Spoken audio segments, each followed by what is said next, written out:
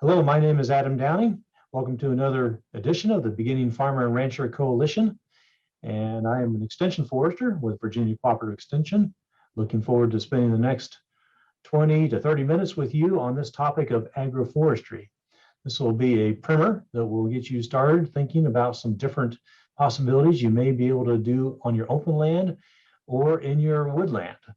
So agroforestry covers these 5 arenas of alley cropping, riparian buffers, windbreaks, silvopasture, and forest farming. We'll spend a little bit more time on silvopasture and forest farming than the other 3, but we'll introduce those as well. But before we do that, let's talk about why. Well, it's not just for fun, although it certainly can be. The idea of growing ginseng in your woods, that can be a lot of fun, right? But it's really more about production, increasing your yield. And this is taking advantage of the fact that different species utilize resources at different times of the season and with various rates of efficiency and at different parts of the space above ground, both vertically and horizontally. And so we're trying to get to a situation where we have an over yield. So what does that mean? Well, let's look at it with this little bar chart here. So over yielding is the total production from a combination of things is more than just one.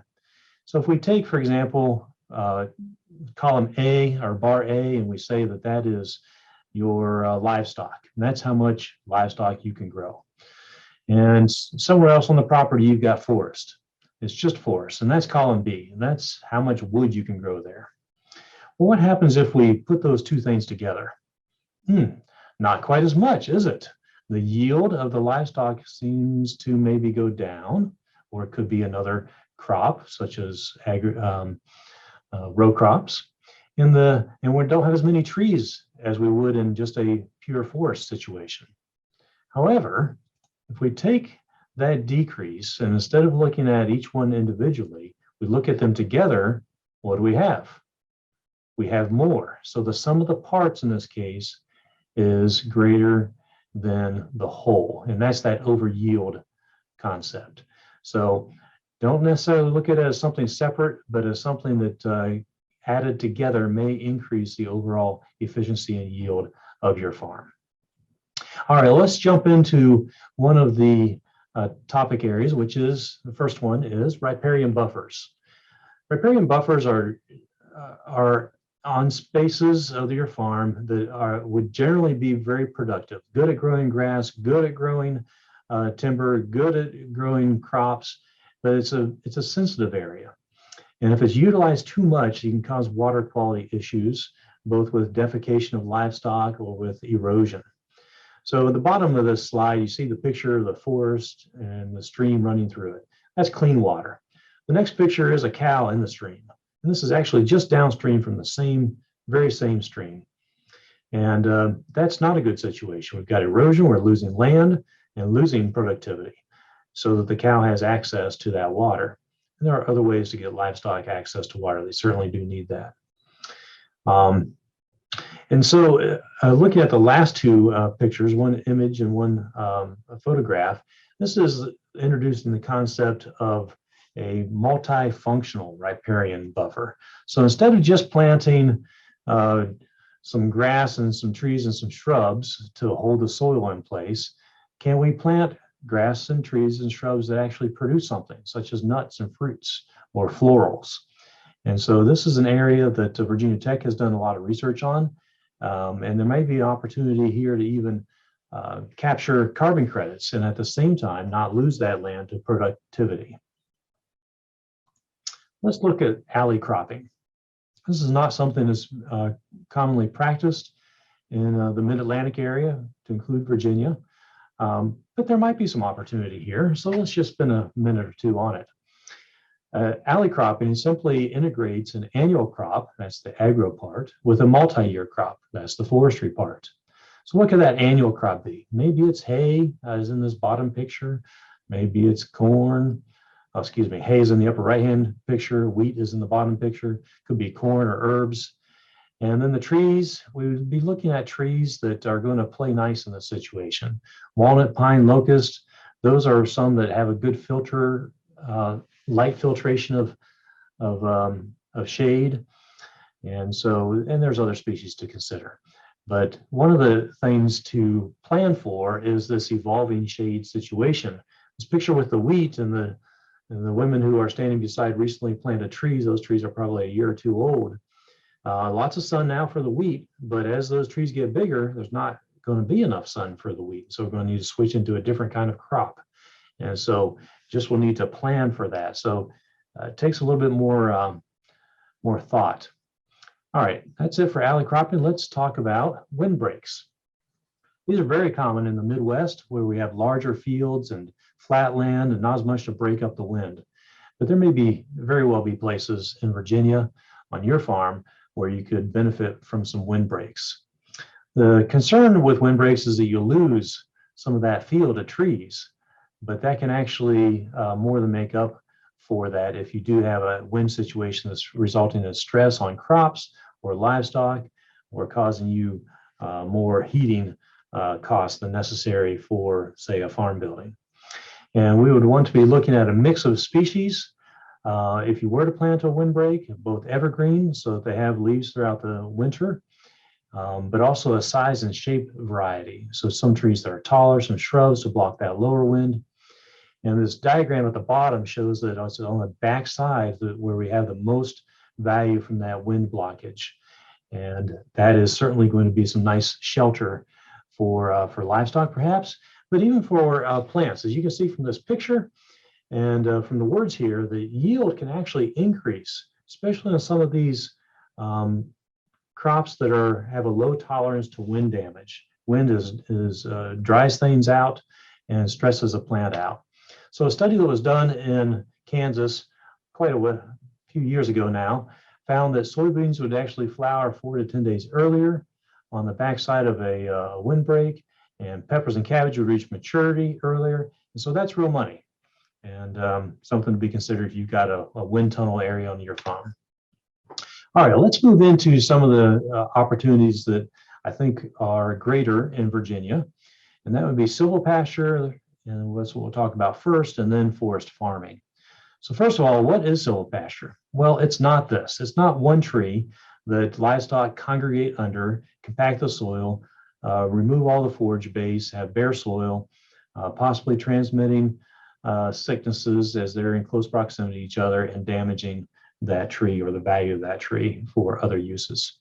It's also not putting livestock in the woods. There is a place for this sometimes. If you're using some livestock to do some initial clearing, then that's fine. But routinely using forest for a grazing area or a loafing area is hard on the trees. I've been in many a woodlot that were grazed decades ago and still show the damage, and those trees will never recover. They will not have the commercial value that they otherwise could have. Silvopasture is, however, a very intentional integration of trees, of livestock, and of forage. This picture nicely shows all of that with a variety, with good spacing, with healthy animals and a healthy forage and healthy trees. So it could be large scale like this, but it could also be small scale. Maybe it's just a small fruit orchard with a few ruminants that are put in there on occasion. And that on occasion is important. This is not in silvopasture. It's going to be part of a rotational grazing system, not something where you leave your animals all summer long while it's hot, but hopefully you can get them out in the shade where it's going to be cooler on those hottest days. And there's a good example of these sheep loafing here in a spread out situation, and they'll be able to even eat forage while they're loafing in this shade. And so their health is a lot greater and the yield will increase. So let's talk about the production reasons and the ecosystem reasons for silvopasture. I mentioned that the yield can be greater. The forage actually can be greater, not in volume, but in its nutrient value and in its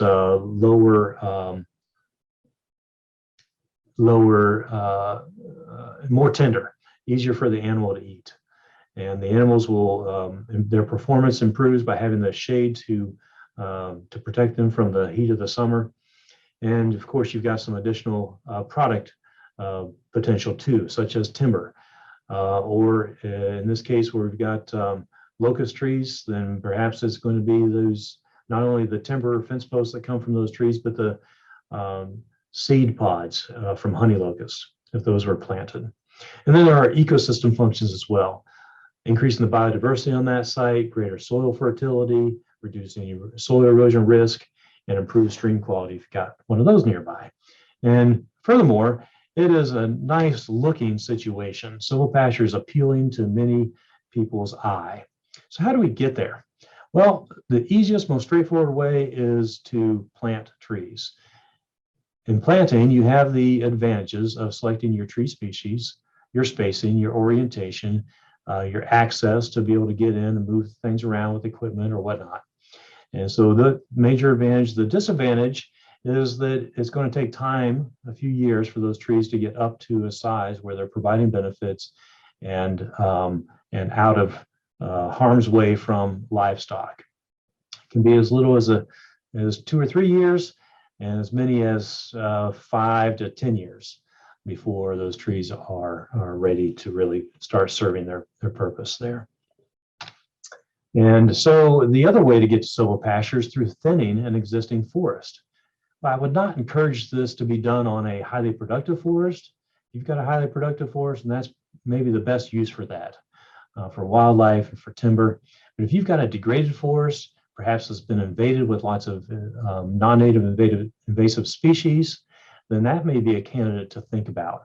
If you've got some decent enough trees in there to do a thinning, and you follow that with something like a mulching or some sort of way to clean up that site so that you can establish the forages by broadcasting seed and seeing what you get there and managing that system from that point. It can look a little rough in the beginning, but it can look pretty nice later on and be a very nice system to work with. We have done this at McCormick Farm, which is a Virginia Tech research station in the Shenandoah Valley, and it's open for people to come and take a look at if you'd like to see it. Before I leave this topic of silvopasture management, I want to note that it really does require a shift in thinking. I mentioned rotational grazing. So if you're the kind of farmer that just wants to have livestock out in one field, this would not be the consideration for you probably, unless you start doing some things differently. It does, we need to be thinking about more things at one time than just livestock and grasses, if you add trees into that situation. So it's not for everybody, but it is for a lot more people than currently do it. And we do have some successful farmers in Virginia practicing silvopasture and very pleased with it. All right, let's move on to forest farming. Here again, I'm going to start with what forest farming is not. It's not going out and just trying to find some ginseng like we see in this picture, or in days of old that chestnuts and mushrooms were gathered and sold just by wild harvesting. It's definitely not this kind of wild harvesting. It's outlaw sort of stuff that we see on TV. It is, however, about growing those kinds of species intentionally in the forest, using that forest shade, that forest climate to grow something that has value that can be sold. And there are things besides ginseng that can be harvested 2 to 3 times the rate of that and have good markets, such as the greenery, or maybe it's syrup from trees like black walnut. It doesn't have to be sugar maple. Maybe it's shiitake mushrooms, which is one of my favorites. We'll spend a little bit of time talking about that here in a moment. Regardless, there are numerous species, and there's more added all the time. This is a growing area of interest to a lot of people, both from a landowner standpoint and from the users of these products. So you can come and take a look at this later, but the main idea here is to find something that's going to be a good fit for your site and something that interests you and that you think you can develop a market for, or there's already an existing market. All right, so I'll introduce this term, non-timber forest products, or NTFPs for short. These are things that we get from the forest that are not timber, and does not involve the cutting down of a tree. So they can be plant parts. They may be parts from a tree or other plants or fungi that are used and for personal use. These can be medicinal use, edible, floral, and other decorative stuff. And then there's a whole kind of catch-all category of specialty. Let's take a look at each one of these four groupings. Start with medicinal. With the rise in holistic medicine and the nutraceutical industry, there's a high demand for things that come from the woods that people believe helps various health or mental aspects. And so this picture obviously is not in Virginia, whereas the inset could be. We do grow ginseng naturally here, and it can be cultivated along with lots of other things that grow in the woods. It can be harvested from the bark or the buds or the roots or so on, etc. So that's medicinal. Now, my favorite, because I love to eat, is the edible component. In this bowl are what looks like wild onions. They're leeks, and these have a pretty wide range across much of the eastern United States. And these can be grown intentionally or harvested from the wild. And of course, there are mushrooms and nuts, and honey even falls into this category. So lots of different edible possibilities that can be used for personal use, sold at a farmer's market, or even to supply a restaurant. So in this bottom right-hand inset picture are shiitake mushrooms. Let's spend a few minutes on that because that's one of my favorites. And it's also something that we can pretty easily jump into on a small scale and see if it's something that you like to do. So it begins with harvesting live oak trees. We're going to use white oak or red oak, and there are some other species that can be used as well. And you want to select small trees. So this is a way to actually thin your forest and utilize something that's going to naturally fall out of that stand anyway because it's overtopped and suppressed. Cutting those into lengths, and those will be stored for a month or two while the natural antifungal properties of wood kind of dissipate, so that when the intentional fungus is introduced, it can grow. And so after those are stored, then you're going to drill holes in those in a certain pattern around the log and fill those holes with the inoculum. And again, in this case, this is shiitake.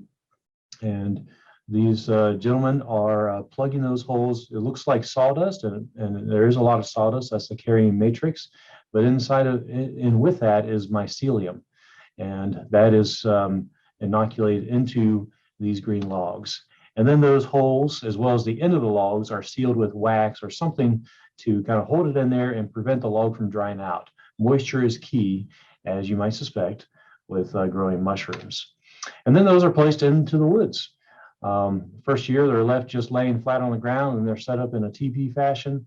There's lots of information out there on this, but I want to point out this big log here. You see those white rectangles.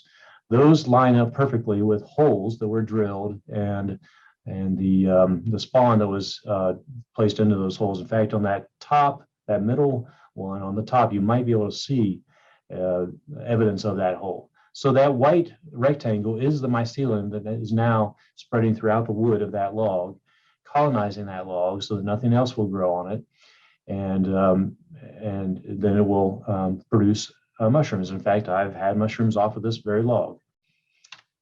And there's the final harvest. Logs of these size, depending on how much you, if you soak them to force the bloom, or if you just let nature do it with rain, then logs can last anywhere from a couple years to several years.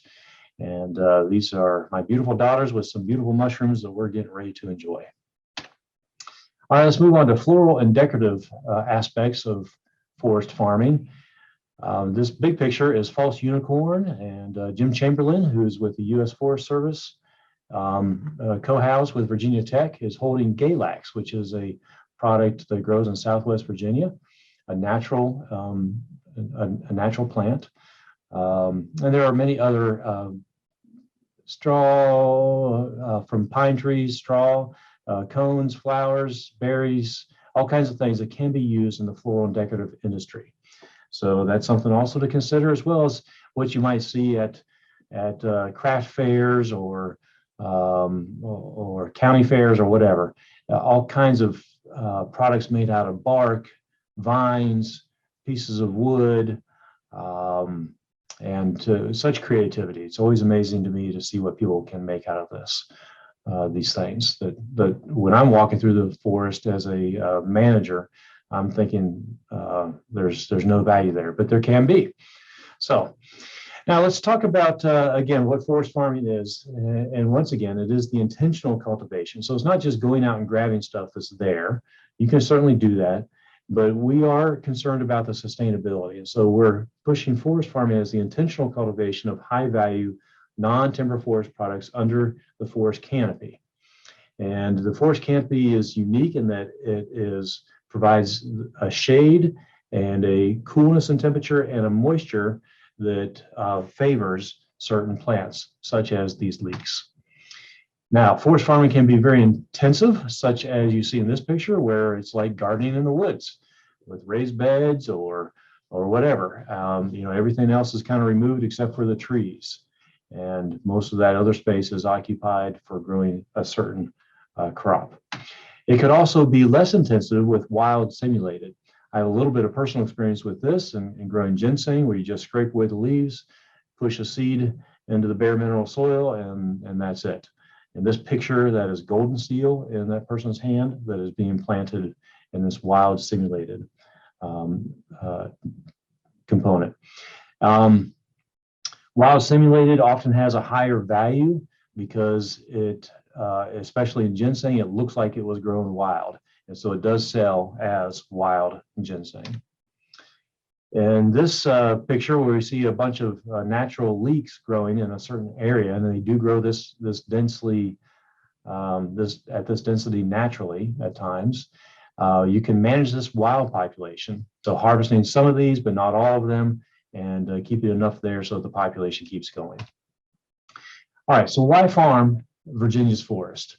Well, this non-timber forest market has been almost exclusively sourced from a wild harvest of raw material, but we're concerned about supply. With the increase in demand, that supply is going to struggle to keep up, and certainly with regard to sustainability. And so we've got opportunities in Appalachia and Virginia, throughout Virginia, to grow much of this stuff.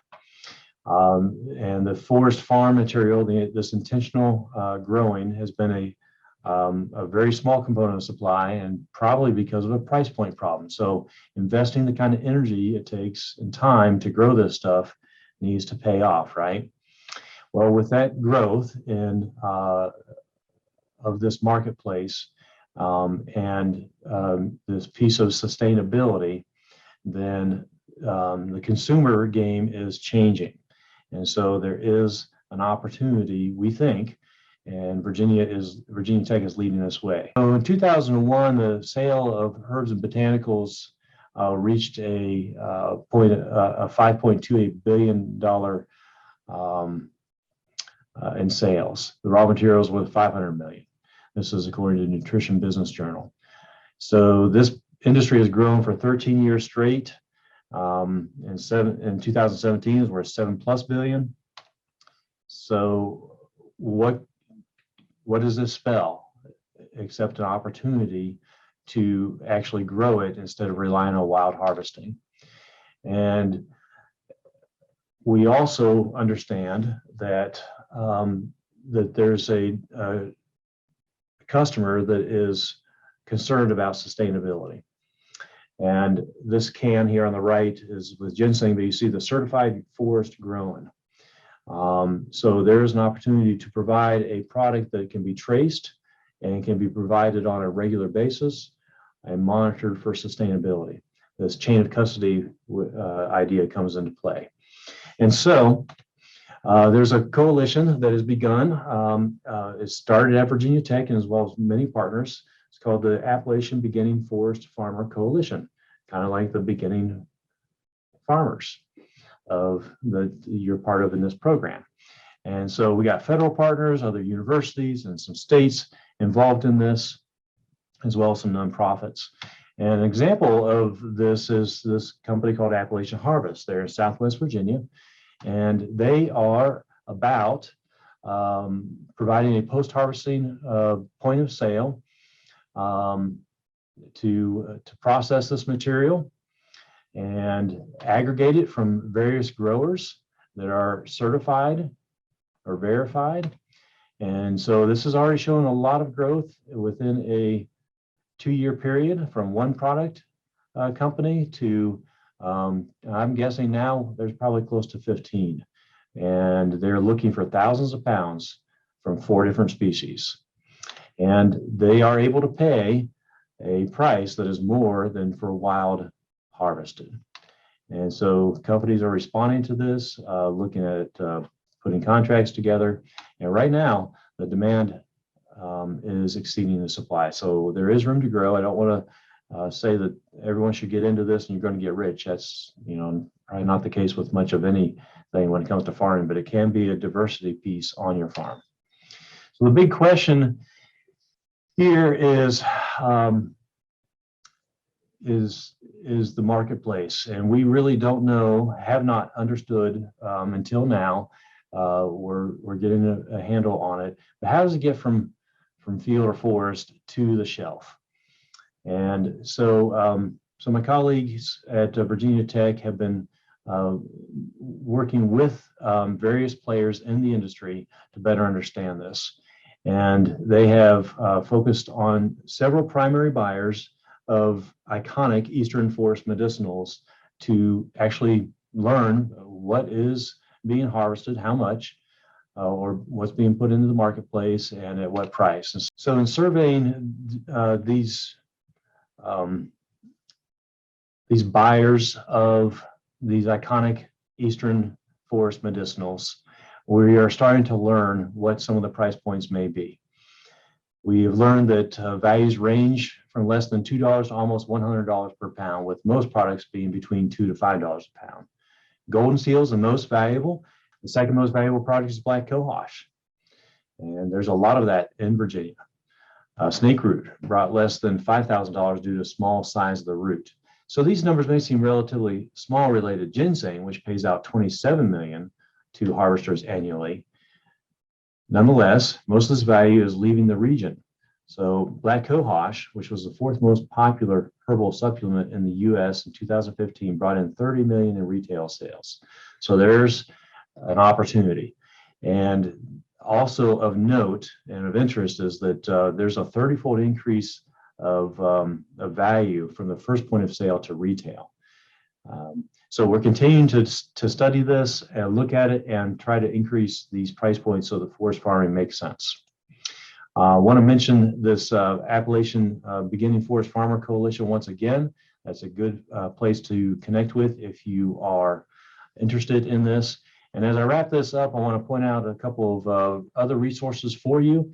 This website at the top is a good kind of portal for forest farming. And then the silvopasture page there, another cooperative extension page, another good portal for silvopasture. And if you're interested in more on shiitake mushrooms, I did a forest virtual farmer table on that topic last year, and there's a YouTube on that. And then there's a bunch of YouTubes associated with the Beginning Forest Farmer Coalition. And lastly, I just really need to say thank you and acknowledge 2 colleagues, two Dr. Johns down at Virginia Tech. Dr. John Fike, who has, we've had the pleasure of working together for many years on silvopasture. He has been talking about silvopasture longer than anyone else in Virginia. And Dr. John Munsell with the Department of Forest Resources and Conservation, Environmental Conservation at Tech, has been the one behind this forest farming initiative in Virginia that has spread throughout, well, a good part of the country. So with that, thank you to those 2 Johns. Thank you to you for your interest in this. And if there's anything that we can be of assistance with, please don't hesitate to reach out to your local cooperative extension office. Thank you.